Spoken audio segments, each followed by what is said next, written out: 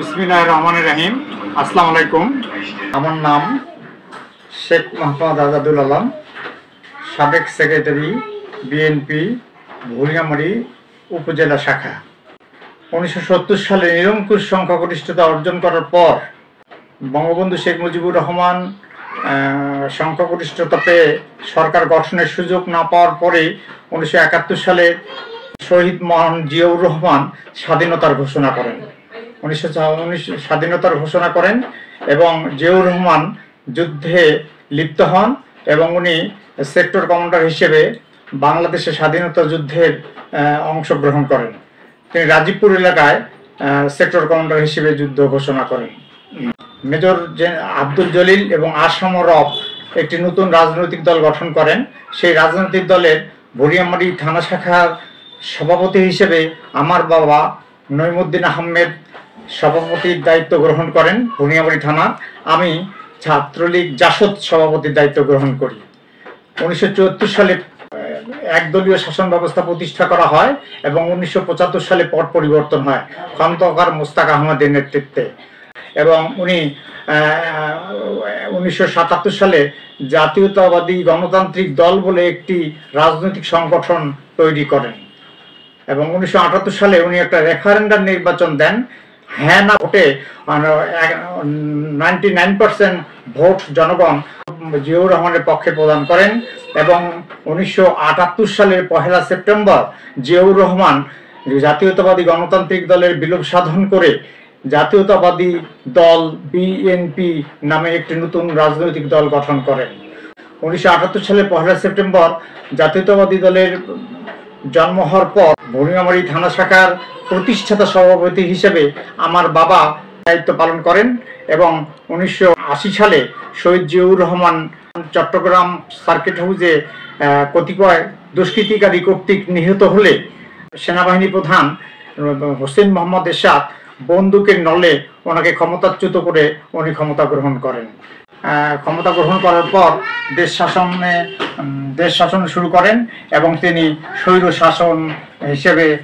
শাসক হিসেবে পরিচিত লাভ করেন এবং তার বিরুদ্ধে গণ অভ্যুত্থানে 1990 সালে ভুলিয়ামারী উপজেলায় সকল রাজনৈতিক দলের ঐক্যবদ্ধভাবে আমার নেতৃত্বে অভ্যুত্থান সংগঠিত হয় এবং স্বৈরাচারী এরশাদ পদত্যাগ করতে বাধ্য হন এবং 1979 সালের 1 জানুয়ারি জাতীয়তাবাদীর জন্ম হলে আমি ভুলিয়ামারী থানার প্রতিষ্ঠাতা সভাপতি হিসেবে ছাত্র দলের দায়িত্ব গ্রহণ করি।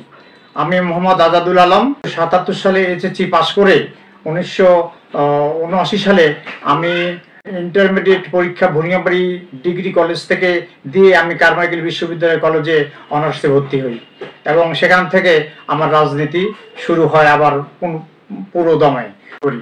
1986 সালে আমি বাংলাদেশ জাতীয়তাবাদী দলের সাধারণ সম্পাদকের পদে দায়িত্ব পালন করি এবং 1996 সাল থেকে পর্যন্ত আমি আমার এই দায়িত্ব পালন করি।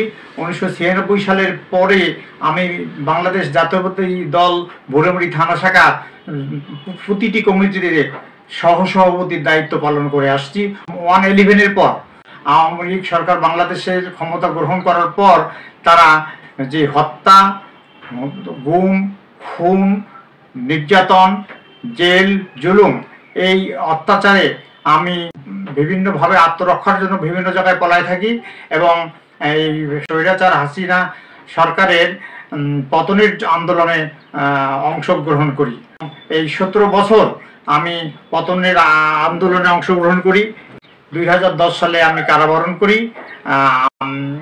2010 সালের 26 নভেম্বর আমাকে ভুলিয়ামারী থানা পুলিশ আমাকে গ্রেপ্তার করে এবং আমি তাদেরকে জিজ্ঞাসা করি আমাকে কেন গ্রেপ্তার করা হয়েছে। ভারপ্রাপ্ত কর্মকর্তা কফিল উদ্দিন আমাকে বলেন যে আপনার বিরুদ্ধে কোনো অভিযোগ নেই, আপনি বিএনপি করেন, এটাই আপনার বিরুদ্ধে অভিযোগ। বিগত ফ্যাসিস্ট সরকারের 17 বছর আমি জাতীয়তাবাদী দলের রাজনীতির সঙ্গে সংশ্লিষ্ট থেকে প্রতিটি আন্দোলনে অংশগ্রহণ করি। প্রতিটি হরতাল, ধর্মঘট, জনসভা, পথসভা প্রত্যেকটি জায়গায় আমি অংশগ্রহণ করি। হাসিনার আমলে আমি 2বার কারাবরণ করি এবং কারাবরণ করার পর আমাকে দলীয় সদস্যরা আমাকে সম্বর্ধনা দিয়ে কারা থেকে বের করে, তার প্রমাণ আমার হাতেই আছে। এখানে আমার ছেলে মেয়েদের ভবিষ্যৎ অনিশ্চিত করে আমি বাংলাদেশ জাতীয়তাবাদী দলকেই সমর্থন করে আসছি এবং এই দলকে অন্তরে হৃদয়ে আঁকড়ে ধরে আছি।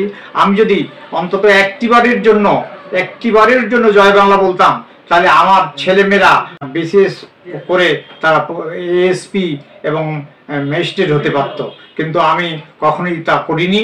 আমার ছেলে মেয়েদের ভবিষ্যৎ অনিশ্চিত করে আমি আমার দল, আমার আদর্শ, আমার নীতিকে আমি ধরে রেখেছি।